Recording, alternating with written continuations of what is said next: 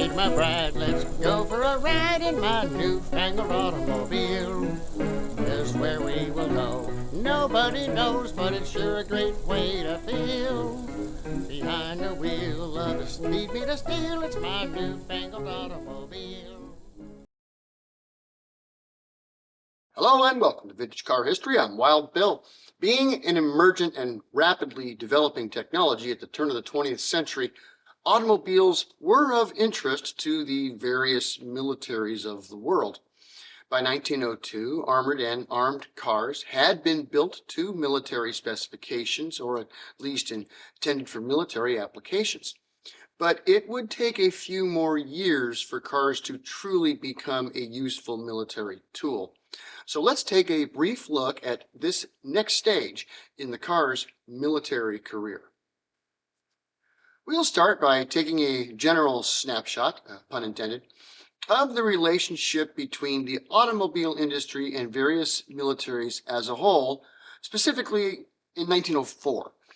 Most people had never seen a car but only read about them in the papers, and so just what cars could and could not do was still constantly changing as the technology behind the industry grew. But this is 1904 we're talking about.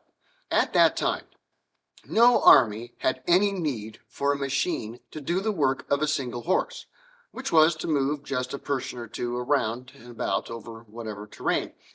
At that time, cars as a whole were not typically rugged or reliable enough to really do what a horse could do on a battlefield, so any general looking at the thing would have to be creative to figure out a way to use it. And that was done. The CGV company and Hotchkiss in France tried quite a few configurations of arms and armor to give cars a reason to be in action over the next few years, but it just didn't catch on at the time. The armored cars were just too slow, complicated, and expensive to be truly useful prior to 1910. And in 1904, the consensus amongst most military thinkers was that just normal production cars were not of tactical or logistic value. Some high-ranking officials and officers did buy cars for personal use, but these were, as mentioned, for their own enjoyment, and typically not official procurements. I mean, think it through. Every army in the world at that time had the resources to husband their horses. The horses could move persons and small cargoes over most terrains and do it fairly quietly, something cars at the time could not. Every camp had stables, feed, and water for their horses, and that had been the case for armies for thousands of years. With cars, now you have to husband a machine with gas, garages, and mechanics, which are far more expensive to maintain than horses and can't do the job they do as well. What's the point of military cars? This is where the Battle of Mukden comes into focus. There were military attachés and observers from many nations present on both sides of the fight. And these observers saw that the car made by Komonosuke Uchiyama could do the job of a horse just as good, if not better, under battle conditions, without being some massive armored monstrosity. The word quickly spread, and one of the places it spread to was Vickers through the British observers taking notes while at General Okawa's side.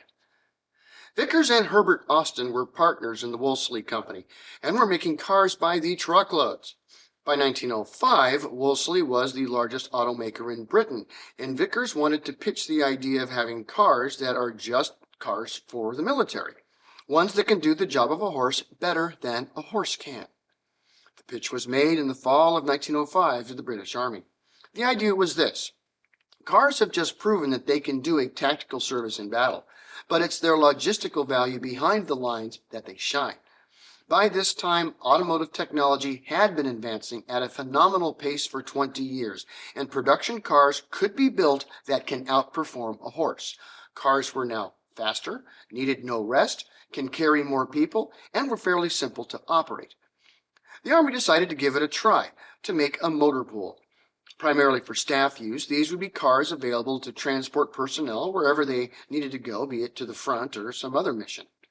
Unfortunately for Wolseley, this was happening at about the time that Austin left the company and John Siddeley took over, changing a lot of the engineering they were doing, and not all of it necessarily for the better. But at about the same time, a new automotive engineer came to town. Over at the Vauxhall Iron Works, a young engineer, a certain Lawrence Pomeroy, joined the design team in 1906. He would immediately design a new car for Vauxhall that would become known in production as the A-Type.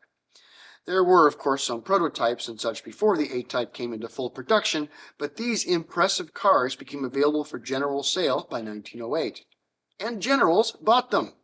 The 20 horsepower 4-cylinder 3-liter engine with side valves provided plenty of power.